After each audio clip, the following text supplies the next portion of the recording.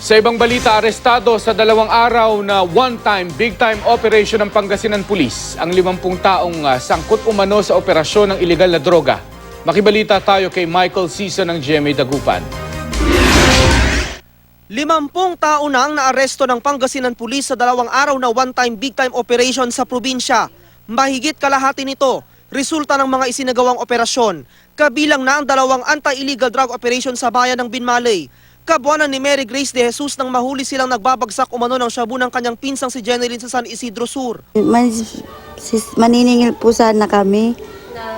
Doon po sa may buhangin po.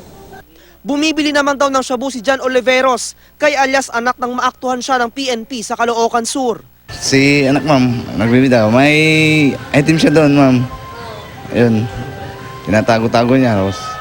Pasok kami, may nagpapakuha, doon kami kukuha ma'am. Yung one time, big time, maganda yun kasi lahat, di ba? Kumbaga, coordinated efforts din yun. 14 na barilang kabuang nakumpiska sa search warrant na bahagi ng operasyon ng mga otoridad sa lalawigan.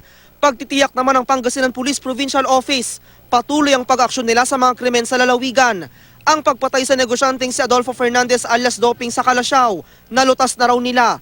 Tukoy na rin ng PPO ang isang lalaki at isang babaeng sospek sa pagpatay kay Councilor Minrado Inzon sa San Carlos City na pinaslang noong December 7. Nasampahan na sila ng kaso.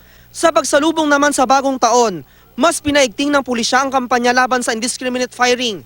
Sinelyohan na ang mga lisensyadong baril ng mga miyembro ng iba't ibang gun club sa Pangasinan. Buong Pilipinas ito, sila yung mga responsible gun owner.